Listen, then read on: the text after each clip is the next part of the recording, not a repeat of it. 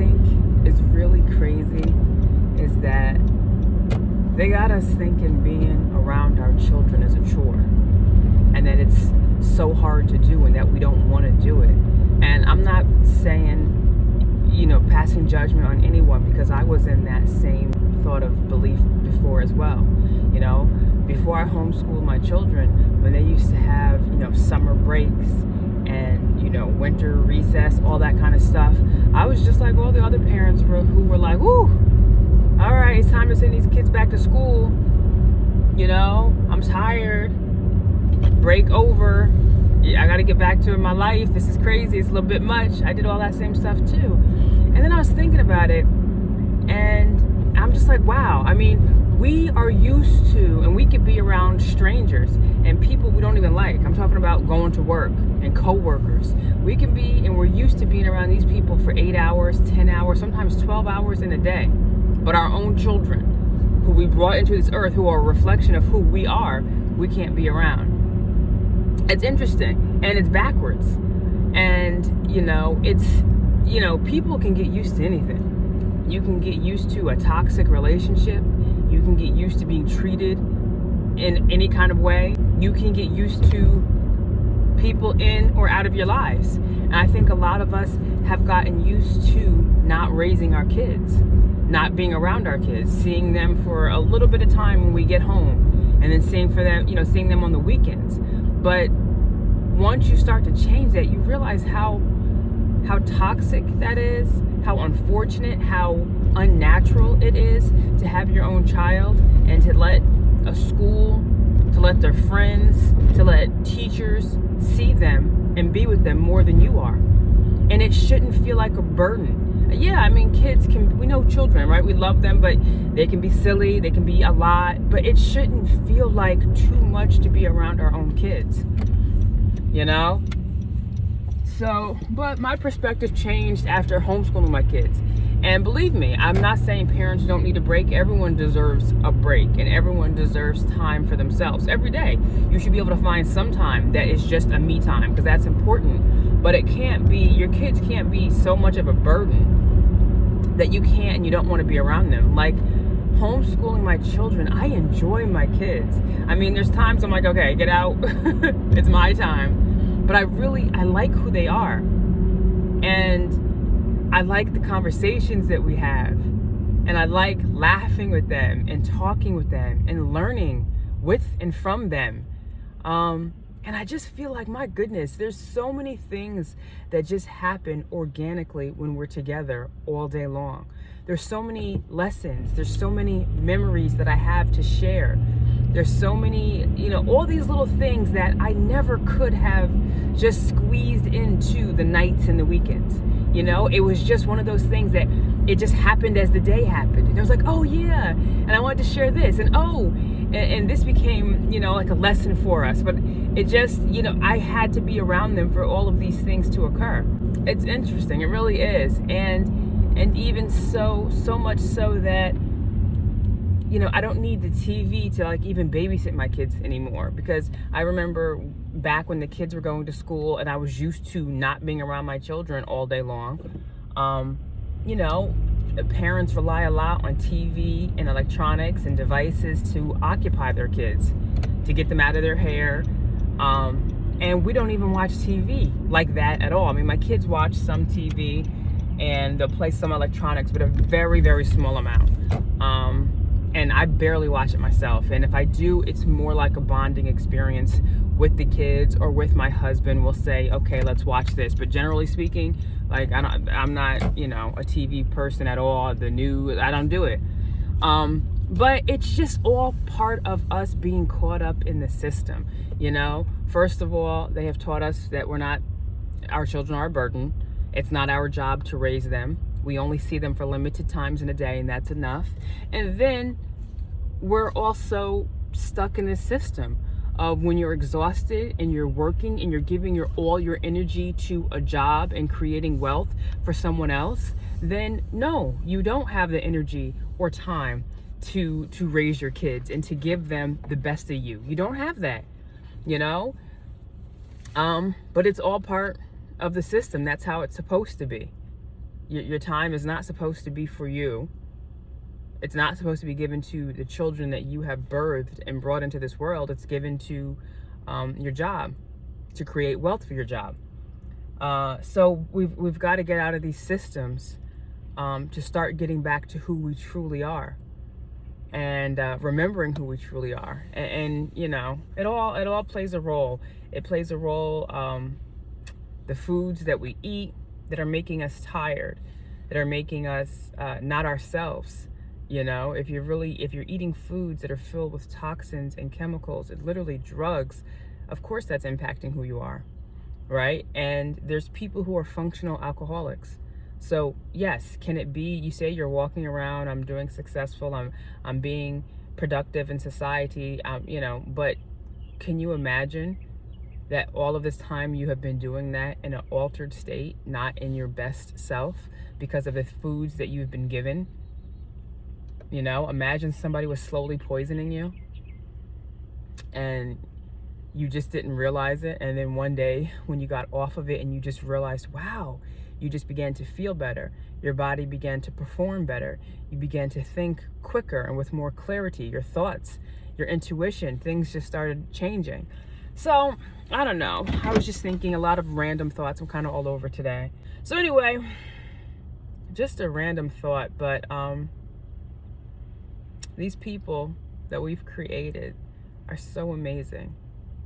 And don't they deserve like the best of us? Don't they deserve the best mom and dad that we have it within us to be? You know, here we are giving our best to our jobs, putting on our smiles for people who we don't even like, and then our children get the worst of us. They get the angry, the tired, the frustrated, the no time. They don't deserve that. We don't deserve that. We are depriving ourselves of getting to know our children. We are depriving ourselves of helping to nurture and raise these beautiful people into what they could be. You know, we are actually hindering them, and we're actually trusting people who we don't know, who a lot of times we don't even like. We're trusting these people to raise our kids. Because if you think about it, how impactful can you be? It doesn't matter that even if the time you're together, you're giving them love and you're trying to teach them and give them as much as possible, but if your time is so limited, who do you think is going to be more impactful? You with your 2 hours, your occupied 2 hours after they get home and you get home from work and you're trying to cook and you're cleaning and you're talking, that 2 hour window, are you going to be more impactful? Or the teacher who has been around them for 8 hours in the day, or their friends? And not to say they can't have good teachers or they can't have good friends, but that's not their role. We don't know who they are, the thoughts and beliefs and traditions that they carry within them. That's the ideologies and the principles and the morals that they're taking on. Their beliefs, not yours. You know, they hear your beliefs are nights and weekends, right? Like, remember the phone minute plans? You used to get free nights and weekends, so that they get your input into their life, nights and weekends. But that's just like a little something. The real crux of it is who is with them all day. If they're watching TV and listening to, you know, songs and music for hours a day, you know, I'm very, very cautious about what my kids listen to and the music they listen to, especially all of it impacts you. But I always feel like music impacts you so much because it's so easy, right, to just start saying the words, and before you know it, I mean, I just feel like my words are so powerful, how you speak to yourself, so you don't even have to, you think you don't mean it, but imagine you're just saying it over and over again, and you're saying these words, lyrics, right? But you're just, it's like you're saying it and ingraining it into your mind and into your belief and into your body, so much so that you can recite it without even thinking about it. Someone can say half of it and you can finish it. It's just becoming part of, you know, who you are and what you believe, you know? So I don't know, I'm very cautious with that. I mean, my kids are too. Sometimes we'll start singing songs and I'll say, whoa, what did we just say? No, cancel, turn that off. And it's tricky because these songs are catchy and they're fun. And it feels good. Like the music comes on, you want to dance, you want to move. So it's easy to get caught up. You got to be really aware. I'm super thankful I get to mother my children. I get to be their mother. And I get to be their friend. A lot of people don't like saying they're friends with their kids. I like being my friends with my kids, my children. I like it. I try not to act so, I don't act like I'm superior to my children. I act like my children are people in this world who have knowledge and power and wisdom. And of course, I have lived in this body, in this world longer than my kids. So yes, there's certain worldly things that I know. But to me, my children are closer to source than I am, right? My children have been less corrupted, have been less brainwashed. They are very authentic in their spirit. So there's a lot. I listen to what my kids have to say, and I let them know what they have to say is valuable, and their thoughts matter. So, these are new ideologies, right? You say these things to your parents, and they're like, what? I'll tell you, my husband used to say, when I want your opinion, I'll give it to you. Yeah. So, but we've had to change, and we've had to evolve in our thinking. And I'm sure a lot of us were raised that way, right? Our parents, there's no conversation, especially in the Black culture, right? They don't want to hear your opinion. You do what I say. I don't like that. And I don't like talking to my kids that way. I'm not your master. You have the right to speak. And I know, well, they don't pay any bills. Okay, but I teach my children respect, and treating people with respect and having a certain respect for your parents just because they are your parents. But I don't teach my kids to be obedient. I don't want them to be. I want them to be thinkers. And I want them to be kind, good-hearted people, but I want them to listen to their intuition. I want them to feel things out, not just to blindly listen. I want them to know the difference between, there's a balance. I teach my kids, because they have so much freedom, right? I teach them not to abuse it also. There's a balance. Just because you can challenge something doesn't mean you should, or doesn't mean you have to, right? So, because my kids have freedom, they may challenge something I say, and I'm okay with that. But my husband isn't. But it's kind of also a learning lesson, and you don't want to challenge something just to be difficult or just to be prove a point. Have wisdom with your power, and certain things I say to my kids, like, mommy, right? And you trust mommy, and that mommy loves you and she wouldn't do things to hurt you. And you may not feel like doing something when I say it to you, but you kind of know it's the right thing to do. And it's not something that requires challenging, right? So let's save those for things that don't feel right to you. Just think about, I want to say in the past, but for Black people, obviously our past in this country, we started off as enslaved people, but that certainly wasn't our beginning. That's just the beginning of this story here. But if you just go back and look, even think of ancient times, right? Wouldn't it seem crazy to create a child, to give birth to a child, and then at 6 weeks old, you take that child and you separate it from the family and you give it to, what we do is a daycare system, right? And that's the beginning of the end of being with your children on a regular basis. That's crazy. Children, they would grow up and watch their parents. They would be with the mother, right? Even if it was like ancient times and you were doing things like going down to the water hole and doing trade and men, whatever they were doing, right? The child would be witnessing and being a part of that. It just seems so crazy that they have destroyed what the foundation of a family is supposed to be, and they have made it look normal. They have made it look normal to give birth to your child, and then to 6 weeks later, give them to another human being to raise.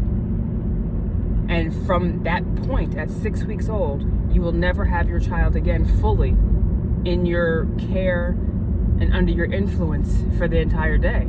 You know, of course, except for summers, but now we have summer camps and you can send your kids away to summer schools and visit family and relatives, you know, so the child never really is with you. That's bizarre. But it's even more bizarre that it doesn't seem bizarre. It seems like what it should be, because that's what they have created for us. But it's time to change this. This is not acceptable. And it's not easy. And that's why I really advocate, and I feel so strongly about families having their freedom, creating financial freedom, because really, once you are financially free, it allows you to have freedoms in other areas of your life, right? Because most of what we're doing, the hustle and the grind, is to get money. So we have to give up our children. We have to go to work. We have to follow the rules of the employer and of the system, because we have to be a part of it to create and have this life that we're told we're supposed to have. But once we begin to have some financial freedom, it allows us to have spiritual freedom. You know, it allows us to release some of the bondages on our mind. It allows us to not have to be so much a part of the system and get back to our own systems, you know? And so my journey began when I was having more time, right? I've been an entrepreneur pretty much my entire life. I come from a family of entrepreneurs, which gave us a certain level of freedom. Not complete freedom, but it gave us a certain level of freedom. And that just continued to grow in my life. And when I created my own business away from my family business that allowed me to work at home. Then I did some other things where I was able to create income from home, but I really didn't have to put in even hours at home. So I was starting to have freedom, which allowed me to turn off the TV, to not be having to be in the world the way I was. And that's when things started to shift for me. I began to have different thoughts. I began to be able to make changes in my children's life. I began to change our eating, you know, but all of that, you know, not everyone has that right now. And that makes it so much harder. And I respect that. And not I respect it in the sense that, like, I think it's a good thing, but I understand that position. I understand a single mom who's struggling and working and saying, sorry, I don't have the luxury to keep my kids home all day. Sorry, I don't have the luxury to cook every meal for my family so they're not eating garbage and processed drugs from a store. So I understand, have compassion for that. And even not even single moms, working families. Sorry, I'm a husband or a father and I'm going to work to provide for my family. And my wife is working so we can also provide and our kids can have what they need and they can go to school and we can have a car. Sorry, you know, so I have compassion, and that's why I just know we got to do something different. We're getting there though. We're getting there. Knowing is half the battle. Okay, so some more random thoughts about this. And we begin to wonder why our kids, as soon as they're 18, they want to leave our home, right? Because they're not, your children, when you send them off from the time that they're 6.5 weeks old, how do you get to really know who they are? And I know you're like, oh, I know my kids. You know, I mean, of course, you know someone if you're around them for years, right? Even if it's for a couple hours a day.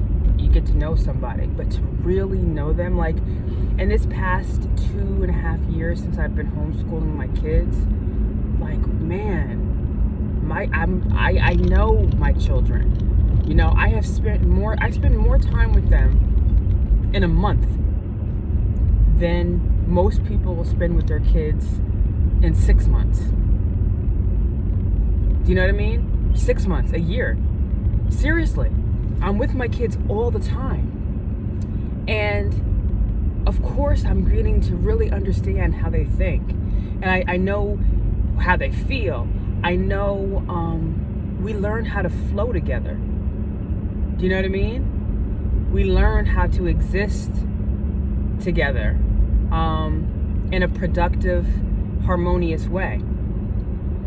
So, you know, a lot of these kids who are just residing in your home, you know, the home's like a hotel check-in. They don't really know, you know, after they're out of college, after they're out of high school and it's that summer and they're just at home, neither one of you really know how to effectively exist with each other. So you're kind of eager for them to go, and they're kind of eager to go too. And at the same time, we are taught so much. Like, the systems that we are in have brainwashed us to believe that as soon as your child's 18, they should leave the home. And that's the measurement of success, right? Like, oh, you're still living in your parents' home. But you know, why are we so eager to kick our children out of our home? Right? Like, who does it benefit to separate your family? Right? It benefits the government. It benefits the banking industry. You know, because what they've done is they've taken one family unit who they were able to tax, to get money from, and now they've divided it into 2 families, or 3 or 4, right? So now, say you had 4 kids, instead of you paying the mortgage company 1 mortgage per month because it was 1 family, you now have 4 separate bills, 4 separate housing bills you have to pay, and 4 separate utility bills, right? So they're very eager to break your family up. They've been trying to do it since, you know, honestly, for Black people in this country, our families have been broken since we've been here. You know, they're so quick to pull our children from us, but we've been experiencing that since slavery in this country, where we've had to, you know, have our children pried from our hands and our arms, and husbands and wives were broken apart. So we have definitely become accustomed to this dysfunctional family unit. But it's not, you know, I used to actually think, you know, yes, when you're 18, move, you know, that's what I did. That's what my mom did. But I realize now, first of all, everyone's family is different. But in my family, and you would hope, and if you don't have it, there's things you can do to change it. And if you don't have it, it probably has to do with how you grew up together and those type of things that have impacted it. But I don't trust anybody more than I trust my family. Everyone in the family, I teach my young kids this, everyone in the family brings value, okay? My young kids don't bring money into the family, and that's okay. That's not how they're contributing to the family, right? They do it in other ways. Everyone, even through energy. You know, I tell my kids, even you being uplifting and positive, that's contributing to the house. You know, dad may be going out and he's doing this, and mom is organizing this, but we don't have to do the same exact things, and it doesn't have to be equal. Mom doesn't have to give this and you have to give this to match me. No, my baby doesn't, you know, my little kids, they don't have to do that. But we all contribute something to the home and make it better because of that contribution. Make us stronger, tighter as a collective because of what we bring together. So as your kids get older, they're able to contribute in more ways to the house. But the thing is this, as my daughter is 18 and 19 and 20, and say she's still living at home, right now my daughter's 18, my expectation would be that her living at home would be beneficial for her. But at the same time, her living at home would be beneficial for us. Right? We all help each other. You know, it's beneficial for her because she doesn't have to go out and pay her own rent. Okay, that money she gets to save and gets to utilize and gets to make smart choices so she can make investments and do, create business opportunities for herself, right? And then the same thing for us. When I want to go somewhere, I have younger children. My older daughter's watching them for me. She doesn't mind, right? That's how she's helping out. And this whole big house that I was cleaning myself, now my daughter, she'll take care of this. But we all do something, and it makes the house run better. It makes all of us better people. It makes all of us stronger. What I'm just saying is, we don't have to be so quick to separate. And your daughter or your children can have experiences. They can still go travel. Okay? They can still, but they don't have to be isolated and alone to have this growth or to be who society tells them they have to be. You have to go out there on your own. You got to struggle. You got to go get your own apartment. You got to get your car. You got to get this great job, because that idea we're being sold benefits the people who are selling it. It doesn't benefit us, right? Because once my daughter leaves, right, she has now incurred a whole host of expenses that she didn't have to have while she lived at home. Once she leaves, there's things in our house. Right now it's actually a benefit to have another adult, because that's what she's turned into now, another young adult in the house, right? I already have 2 smaller children, so another adult. So now myself, my husband, and my young adult daughter, those are 3 different energies that could be helpful and cohesive together. And then, businesses. I grew up working with my parents. Okay, I never, with the exception of in college and high school and a few things throughout my life, I've never had like a typical job. I went to college and I came back home and I worked in a family business and we grew it together. Like my family, that's just how we roll, and we work really well together. And we all have different strengths and weaknesses, right? And we work in the position where we are strongest at. And we all know that. I know my father's strengths. I know my mom's strengths. They know mine. I know their weaknesses. We are our team. And I've done a variety of businesses, all which have been very successful with my family. And I'm raising my children the same way. My kids right now, if you're following our stuff, my youngest daughter has created a whole host of products, right? Her own creations, and we're helping to support her. Anyway, I'm just going off on a tangent, but we're breaking some of societal expectations.